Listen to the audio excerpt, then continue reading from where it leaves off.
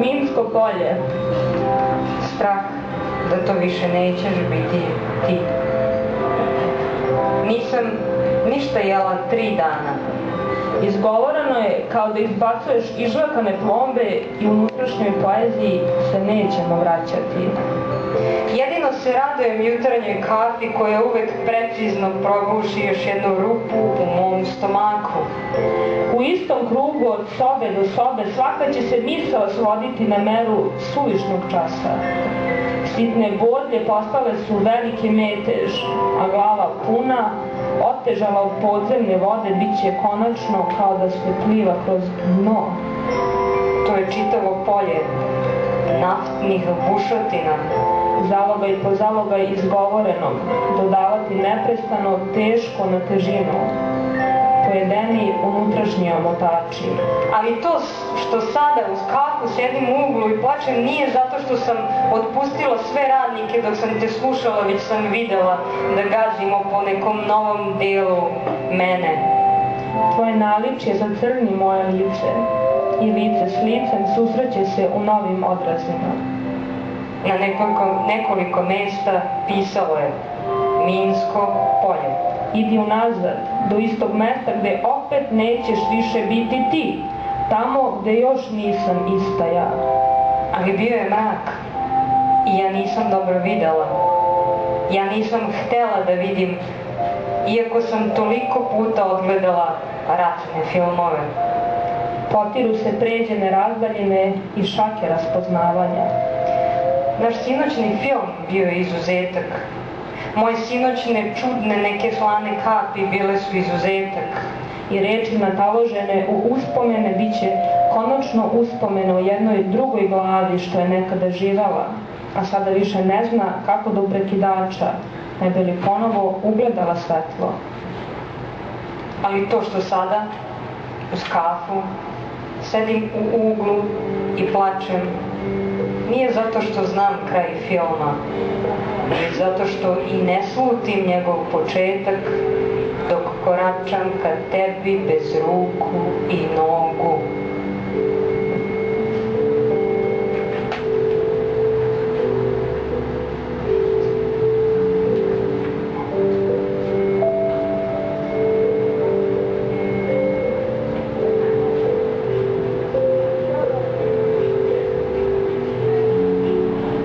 Mravinjak govori za kraj.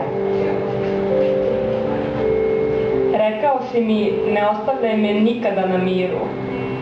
Ona nije figura i ne nosi težak rad pod svojim slodovima. Kad je pokloniš, postane suvenir. Ozbiljno sam shvatila tvoju želju. Prođe tiho ulicom, više lebdeći, i ne dozvoljava da se izgovori bilo šta za kraj.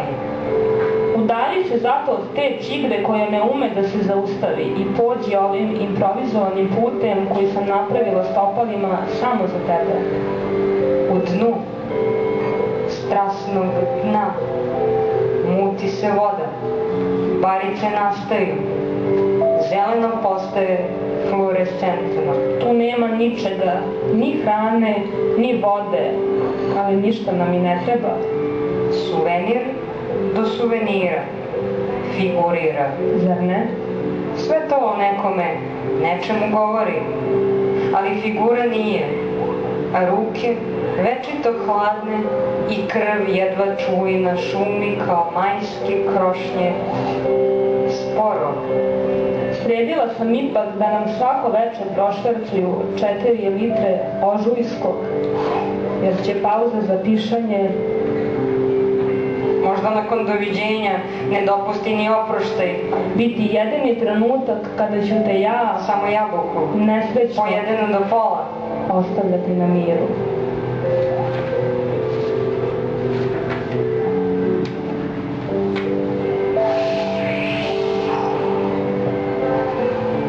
Slika bez rama. bliski. Još uvek ne možeš da govoriš o neizvesnosti. Kada se uhvatiš za čašu, osjećaj hladnoće, očekivanje kao i prvi gutljaj. Ali, gle iznenađenja, pomalo gorak. Onda treba prekršiti i neko svoje pravilo. Rasprostreš mekani sneg pod noge, pa čezneš oštre ivice. Umor napušta naša tela dok senke polako počinju da blede, tražeći utočište u protekloj noći. Čudim se ljudima koji raspoloženi idu na posao dok ja bežim trošnim stepenicama ka još trošnijoj stvarnosti. Grad je danas samo nekoliko krošnji pod koje se nije uselila buka i stidne zlačice njima nalik neprijatno bockaju, kostrešeći se iz gaćica. Bliski ljudi oko mene šapuću, usput čisteći patike vlažnim maramicama i uspomene blagim rečima. Noć nam je donela bitne stvari i odnela najlepše momente dok se punila i praznila kao flaše piva što su se prolivale praveći užareno polje pod tabanima. Maločas odabrao si nekoliko poznatih fotografija. Njihovi pejzaži nisu do kraja definisani, mekano ih nalepio na zajaporeni obraz. Ne razmišljamo o istim stvarima, neko o vodi, neko o hrani, neko i o onome što je trebalo da se desi, a nije jer je svitalo i koraci su odzvanjali kao u nebitnoj noći, čije jutro ne donosi otrežnjenje, osim tople kafe i jutarnjih vesti. Grad je danas otključan u poštansko sanduče i neuručeni sadržaj. Razumljivo. A da li će se išta promeniti kada ispružim ruku prema vratima?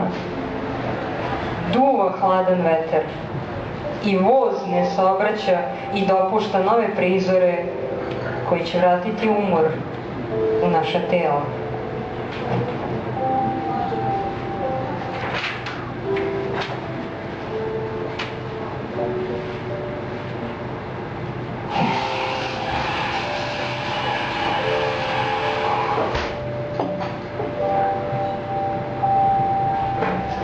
Čas anatomije. Soba se rasklapa. Rasprečani stojimo nad provalijom koju smo rukama kopali misleći da gradimo duboko. Nema mesta za potrošen ili nedorečen život od knjiga, sitnica, uspomena. Gde su našle svoje ulegnuće, iz kojeg iskaču kao ručni zglob i već nema mesta osim u rasklapanju. Prihvatiti ponovo već nebitne svetove.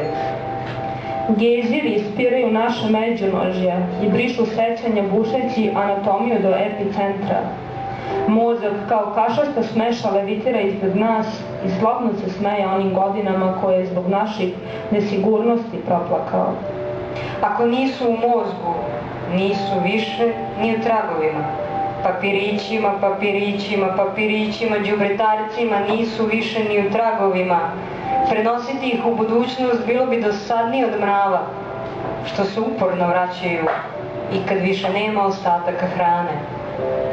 Pružamo ostatke ruku ka njemu, raskomadane udove jurimo po polju i skupljamo žile za prvu pomoć. A, kao da namjesto njih počinje promaja.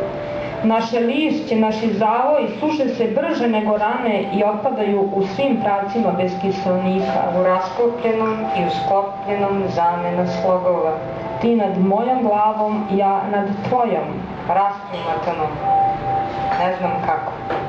Pokušavamo jezikom da dodirnemo makar jedan deo tela, ali vuče nas priroda jače nego želja. Komplikuje se. Težina stvari i prašina sa police, napuštene slobodice, malih radosti, melankolije, mesta napuštena, napuštenih. Svet se komplikuje u odsustvo sigurnog mesta. Deo težine od sada odsustvuje, a nastavlja se u trajanju novog posjeda. Ta soba, na nju mislim, kroz prozor moje nepoznate ulice. Ono što je od nas ostalo liči na kometu koja u sekundi gasne i nemilosrdno juri na drugi kraj zemlje. Više nego o polomljenom kišobranu, izigranim očekivanjima i nevidljivim tragovima tuđeg dvorišta, lišće uvelog. Zamisli da si sova. Tom istom brzinom nestajemo i mi. Dugo u noć sa grane tog drveta gledaš u prozor, što više nije tvoj. Dok ravnodušno gledamo kako od naših tela nastaju neke nove hladne planete.